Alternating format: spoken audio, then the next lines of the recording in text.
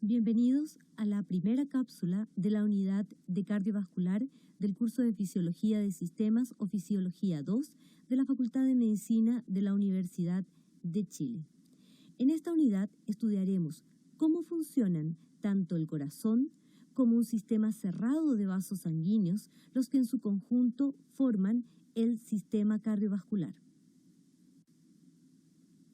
La función del corazón y de los vasos sanguíneos proporciona a los seres vivos la posibilidad de intercambiar materia y energía con su medio ambiente. En el esquema que se representa aquí, se puede observar el corazón y un sistema cerrado de vasos que forman el sistema cardiovascular en su conjunto. A través de este sistema circulatorio es que el corazón bombea la sangre, asegurando así la distribución adecuada de gases, nutrientes, moléculas varias y materiales de desecho. Cuando el corazón, representado aquí, se contrae, genera un aumento de presión, el cual ayuda a propulsar la sangre continuamente a través de todo el sistema. Mientras en los pulmones la sangre es oxigenada, los nutrientes pasan a la sangre, aquí, desde el intestino, y entonces estas sustancias o moléculas pueden ser liberadas a los diferentes tejidos y células del cuerpo. Simultáneamente, los desechos celulares son removidos, al igual que el calor generado por el metabolismo celular, y estos son liberados al organismo por sistemas como el renal, digestivo o la piel. Por otra parte, el sistema cardiovascular transporta diferentes moléculas implicadas en la comunicación célula-célula y las defensas del organismo. La primera función del sistema cardiovascular es entonces el transporte de sustancias desde y hacia las diferentes partes del cuerpo.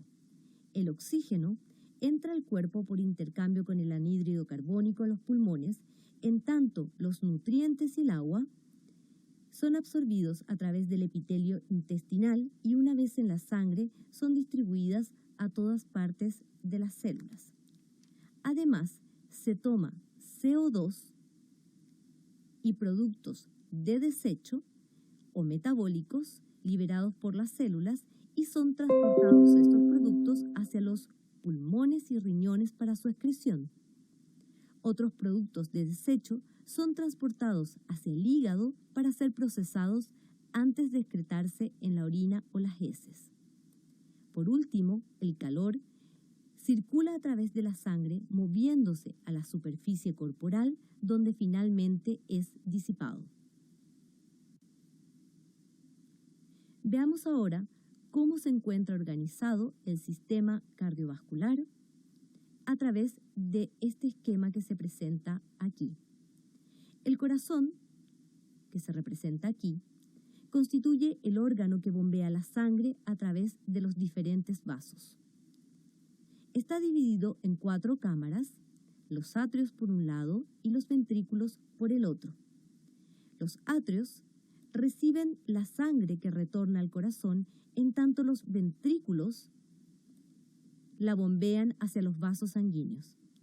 El lado derecho del corazón recibe sangre poco oxigenada, en tanto el izquierdo recibe la sangre oxigenada desde los pulmones. Desde el atrio derecho, la sangre fluye hacia el ventrículo derecho, desde donde pasa a los pulmones a través de la arteria pulmonar. Se oxigena y regresa entonces al atrio izquierdo, del cual pasa al ventrículo izquierdo y de ahí a través de la aorta al resto del organismo. La aorta se ramifica entonces en arterias más pequeñas, arteriolas y capilares, como el que se muestra aquí, donde se produce el intercambio con los tejidos circundantes.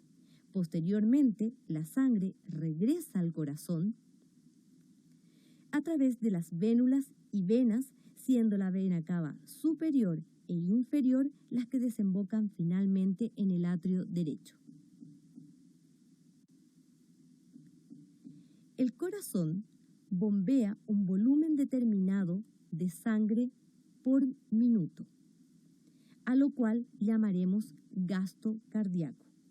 El gasto cardíaco normal en reposo es de aproximadamente 5 litros por minuto para una persona adulta.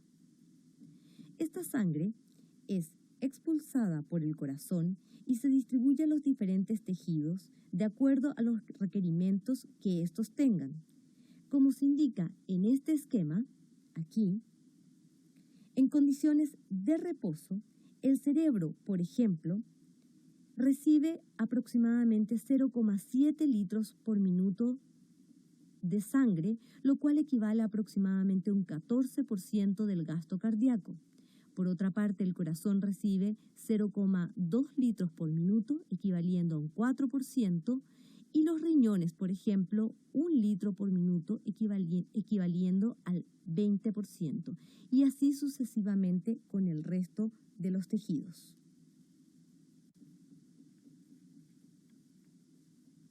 Sin embargo, y ante una demanda diferente al reposo, como por ejemplo el ejercicio, el gasto cardíaco se distribuirá de manera diferente, pero siempre dependiendo del requerimiento del tejido. En este gráfico, aquí, se observa la distribución del gasto cardíaco en litros por minuto en diferentes condiciones. La primera barra representa, la de aquí, representa la distribución del gasto cardíaco en reposo. Puede observarse que cada rectángulo con distinto color representa el gasto cardíaco que se distribuye a los diferentes tejidos. A medida que se realiza ejercicio, y este es intensificado pasando de liviano extenuante a un máximo, se va observando cómo el gasto cardíaco se va distribuyendo principalmente al músculo esquelético, en detrimento de otros tejidos, como por ejemplo durante un ejercicio máximo en esta barra, donde se observa menor distribución a nivel de la piel o de los riñones, entre otros. Sin embargo, se mantiene el gasto cardíaco para el corazón y el cerebro. Ahora que sabemos cómo está formado el sistema cardiovascular, veremos por qué fluye la sangre o cuál es el mecanismo que fuerza a que se genere un flujo de sangre a través de los vasos. El flujo de cualquier líquido depende de las diferencias de presiones y de la resistencia. Así, los líquidos fluyen hacia gradientes de presiones menores, es decir, de una gradiente de alta presión a otra de baja presión, como se puede observar en este esquema que representa dos vasos que se encuentran conectados entre sí. Se puede observar que el primer vaso contiene una presión de 100 milímetros de mercurio, mientras que el segundo de 60 milímetros de mercurio, lo cual hace una diferencia de 40 milímetros de mercurio. En estas condiciones, el líquido fluirá entonces desde el primer vaso hacia la región de menor presión, o sea, hacia el segundo vaso. En el sistema circulatorio, la contracción del corazón, representado aquí por este sistema de rectángulos, genera altas presiones, siendo la presión en la aorta de aproximadamente 85 milímetros de mercurio. Sin embargo, y a medida que la sangre circula a través de los vasos, la presión va disminuyendo debido a la fricción que se produce de la sangre con las paredes de los vasos. La presión más elevada se encuentra entonces al comienzo de la aorta y de las grandes arterias, y la presión más baja la vamos a encontrar en la vena cava justo antes de vaciarse la sangre en el atrio derecho. Ahora que ya sabemos cómo está constituido el sistema cardiovascular y cómo fluye la sangre a través de él, vamos a centrarnos en la bomba del sistema cardiovascular, o sea, el corazón. El corazón está compuesto principalmente de músculo cardíaco, también llamado miocardio. El lado derecho y el izquierdo Se encuentran separados por el septum o tabique interventricular. Sin embargo, ambos lados se contraen coordinadamente. En primer lugar, se contraen los atrios juntos y posteriormente los ventrículos juntos. La sangre fluye entonces a través del corazón en una dirección gracias a dos grupos de válvulas, las válvulas atrioventriculares y las válvulas semilunares, que se encuentran entre los ventrículos y las arterias. El corazón está formado por diferentes células, como por ejemplo los fibroblastos, los cuales están encargados de generar matriz. También se encuentran células del músculo liso y células endoteliales, pero la mayor parte la constituyen las células del músculo cardíaco, el cual está formado por células contráctiles o cardiomiocitos contráctiles, y alrededor del 1% la forman células llamadas marcapasos o automáticas, las que están especializadas para generar potenciales de acción espontáneamente.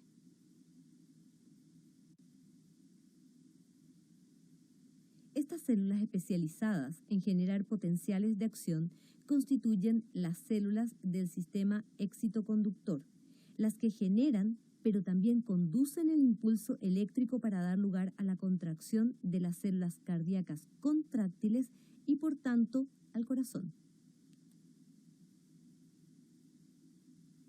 Debemos recordar que estas células del sistema excitoconductor no poseen propiedades contráctiles. De lo anterior, se deduce entonces que el corazón es capaz de contraerse sin conexión a otras partes del cuerpo, es decir, la señal o impulso nervioso para la contracción no se origina del sistema nervioso, sino desde estas células especializadas llamadas marcapasos o automáticas. Estas células se encuentran formando el llamado nódulo o nodo sinusal o sinoauricular en la parte superior, aquí, del atrio derecho. Por otra parte, también se encuentran formando el nódulo o nodo atrioventricular en la base del atrio derecho, y además se encuentran formando las llamadas fibras de Purkinje. En el módulo 2 estudiaremos cómo estas células generan los potenciales de acción y los conducen. En lo que resta de este módulo, nos dedicaremos a estudiar cómo se produce la contracción del músculo cardíaco y cómo se regula esa contracción. Los cardiomiocitos contráctiles o células contráctiles se encuentran ubicados tanto en los atrios, señalados aquí, como en los ventrículos del corazón, propiciando la contracción de estas cámaras posterior al estímulo eléctrico producidos inicialmente por las células marcapasos. Las células musculares contráctiles son células especializadas compuestas de una membrana plasmática o sarcolema. En el dibujo, el sarcolema se representa aquí. Este sarcolema invagina hacia el interior del cardiomiocito contráctil, constituyendo los llamados túbulos T. Estas células poseen además una red intrincada de retículo sarcoplasmático, los cuales o cuyas terminales de cisternas se encuentran en la proximidad de estos túbulos T. Además, están compuestos de miofibrillas que contienen miofilamentos, como se representa aquí, de actina y miosina, las cuales forman unidades repetidas y diferentes llamadas sarcómeros. Los sarcómeros constituyen la unidad contráctil básica del miocito y es definida como la región de miofilamentos que van entre una línea Z y la siguiente. Entonces, como puede observarse en esta figura, esta es una línea Z, esta sería la otra y por tanto esto estaría constituyendo un sarcómero, esta sería otra línea Z, por esto estaría constituyendo el sarcómero siguiente. La interacción química y física entre la actina y la miosina causa el acortamiento del sarcómero y entonces la contracción del miocito durante un proceso llamado excitación-contracción cardíaca. Las células musculares contráctiles se ramifican y unen a células cardíacas vecinas, como se representa aquí, donde esta es una célula contráctil unida a otra célula contráctil aquí o aquí, y estas uniones se realizan a través de los llamados discos intercalares que se encuentran aquí. Estos discos están formados por desmosomas y por gap junction. Los gap junction en los discos intercalares conectan eléctricamente las células cardíacas contráctiles, permitiendo una onda de despolarización que viaja rápidamente de una célula a otra, de manera a posibilitar que todo el corazón se contraiga simultáneamente.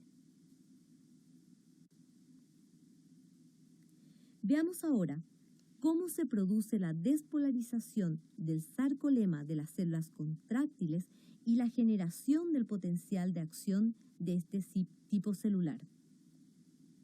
Las células del miocardio contráctil o cardiomiocitos contráctiles tienen un potencial de reposo, como el que se indica aquí, de membrana que es estable, alrededor de aproximadamente menos 90 milivolts, la cual es mantenida por canales de potasio que se encuentran abiertos.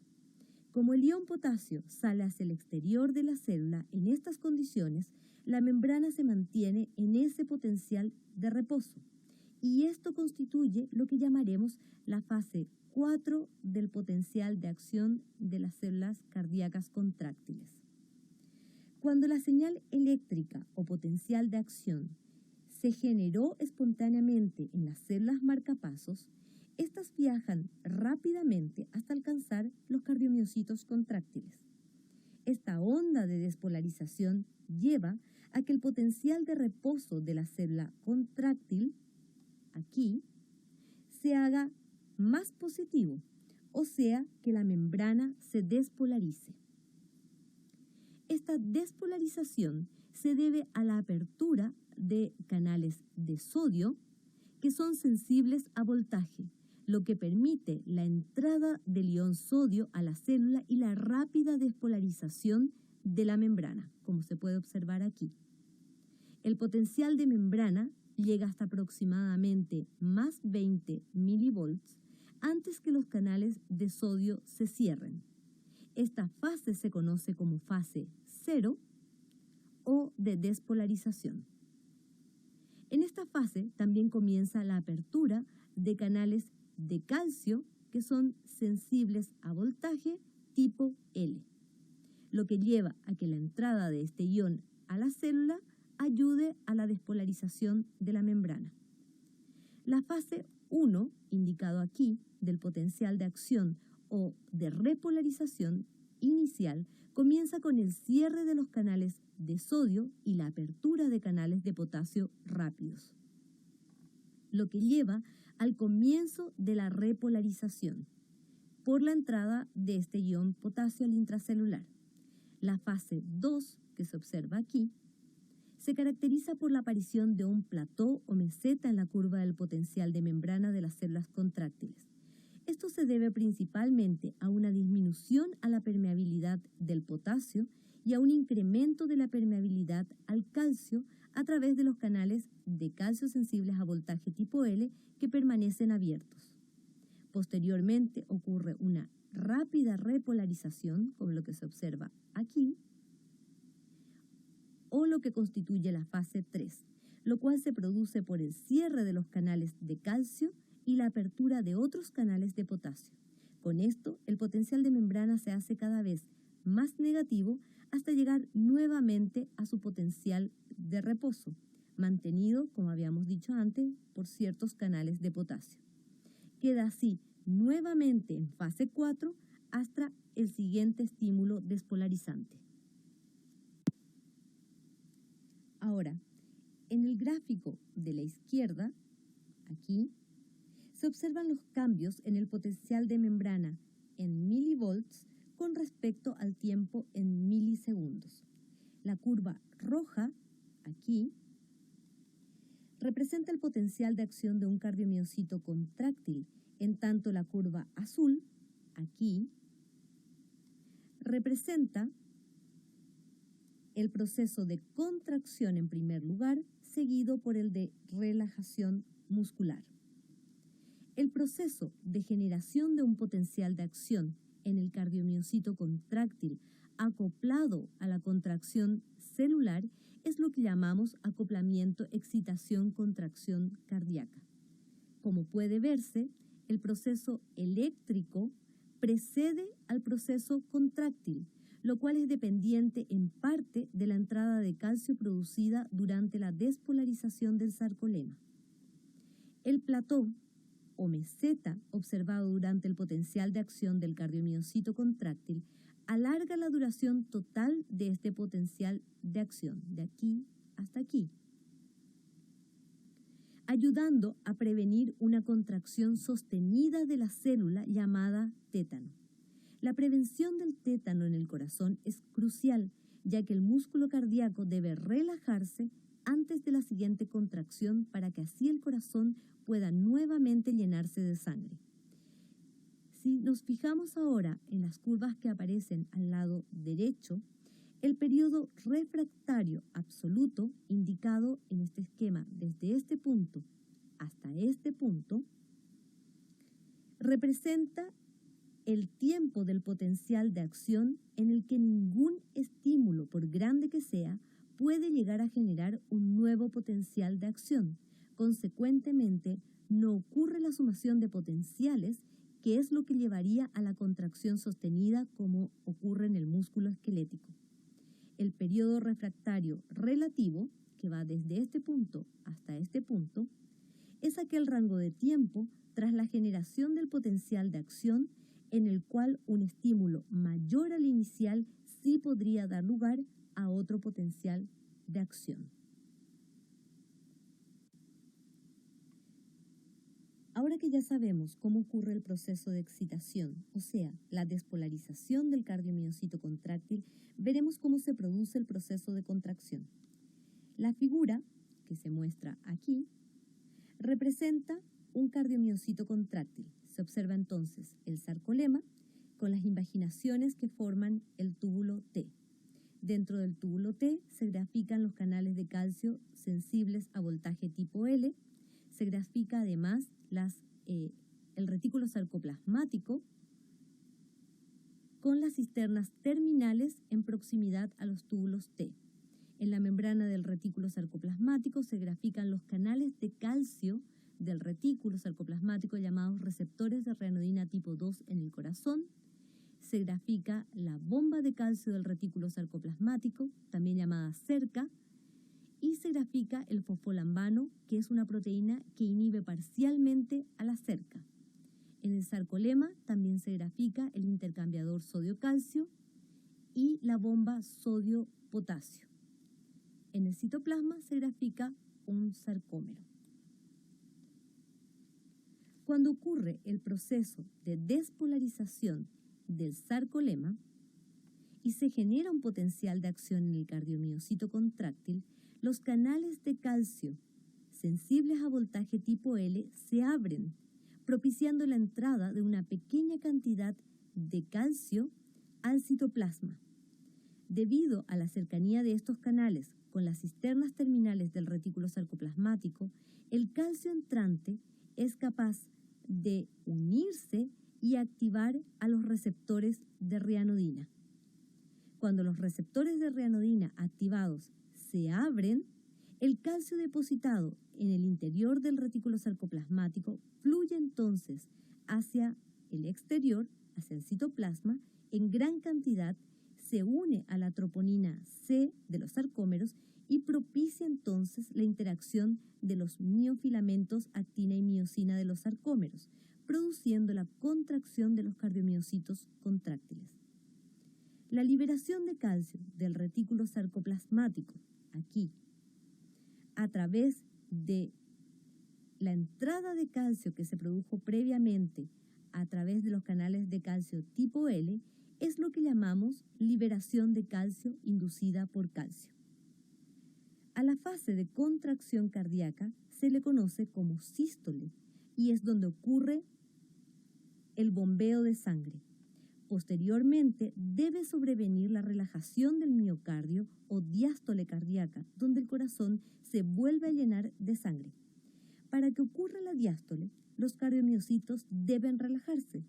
Y para esto, el exceso de calcio que se encuentra en el citoplasma del cardiomiocito que se acaba de contraer debe volver a los niveles basales. Esto se logra principalmente por acción de la bomba del retículo sarcoplasmático o cerca, aquí. Esta bomba regresa entonces la mayor parte del calcio en exceso al retículo sarcoplasmático y es regulada por esta proteína llamada fosfolambano. Otra parte del calcio en exceso es liberada al extracelular a través del intercambiador sodio-calcio, aquí. En el gráfico que se observa en esta figura, aquí en la parte de abajo, se relaciona temporalmente los sucesos que ocurren durante el proceso de excitación-contracción en el cardiomiocito. En primer lugar, se genera entonces el potencial de acción, en negro. Esto lleva al aumento paulatino del ion calcio, en azul, en el citoplasma, y posteriormente ocurre el proceso que acabamos de describir, donde se observa la contracción del cardiomiocito y posteriormente su relajación.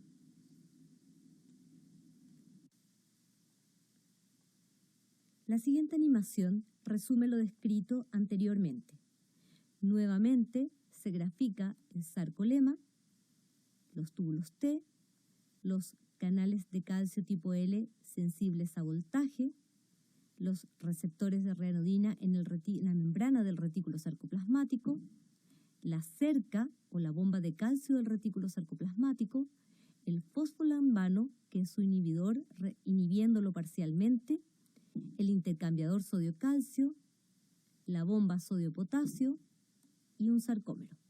Veamos entonces en la animación lo que describimos anteriormente.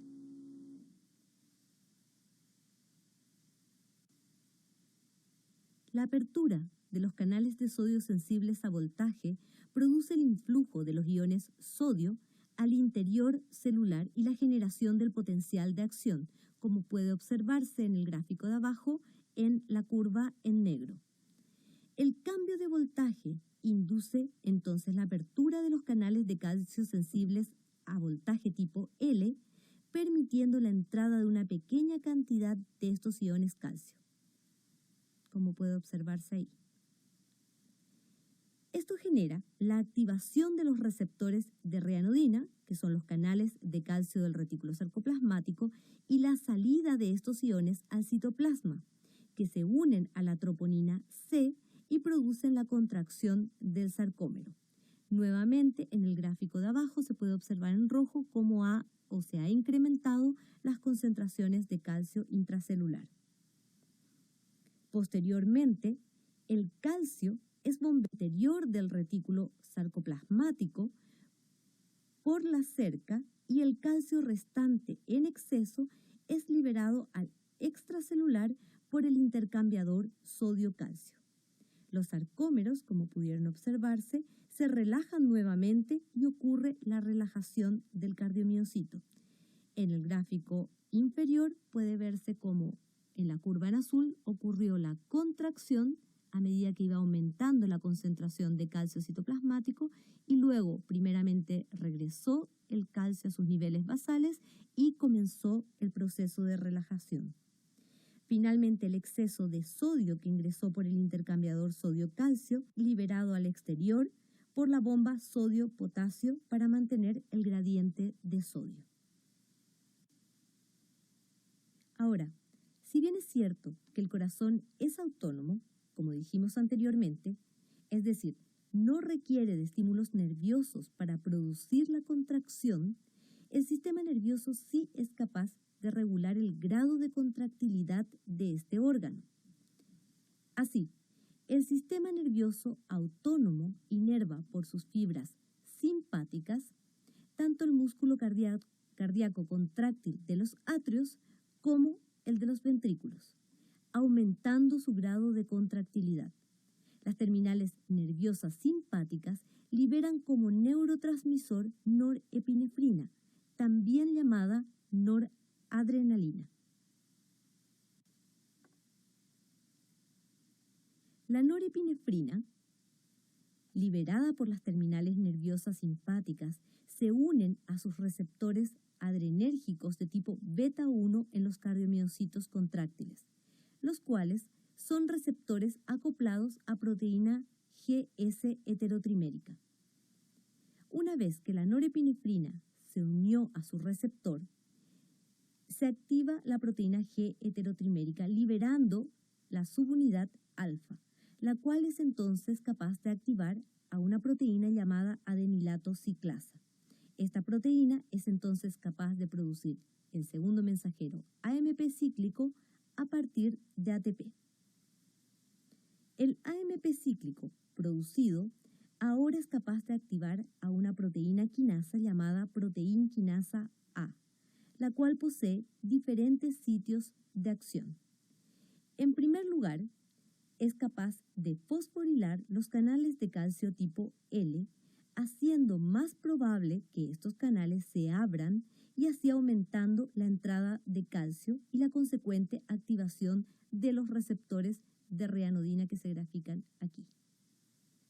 Por otra parte, la pKa también puede fosforilar a estos receptores, aumentando la probabilidad de apertura de estos canales ahora y posibilitando una mayor salida del calcio desde el retículo sarcoplasmático para la contracción. Puede además fosforilar al fosfolambano. Si ustedes recuerdan, el fosfolambano es un inhibidor parcial de la cerca, pero al ser fosforilado por la pKa, el fosfolambano es inhibido y por tanto la cerca se encontrará más activa y es capaz entonces ahora de ingresar más rápidamente el exceso de calcio de la contracción hacia el retículo sarcoplasmático. Con esto se asegura que el retículo esté lleno de calcio para el siguiente estímulo que produzca una nueva contracción. Por último, la proteína quinasa A también es capaz de fosforilar miofibrillas, con lo cual aumenta la contractilidad del sarcómero. En esta cápsula o módulo hemos visto entonces cómo está compuesto el sistema cardiovascular, su función, y nos hemos centrado en el corazón, sus células componentes y en especial nos hemos dedicado a entender cómo ocurre la contracción. En el segundo módulo o la segunda cápsula estudiaremos cómo se generan espontáneamente los potenciales de acción desde las células marcapasos. Muchas gracias.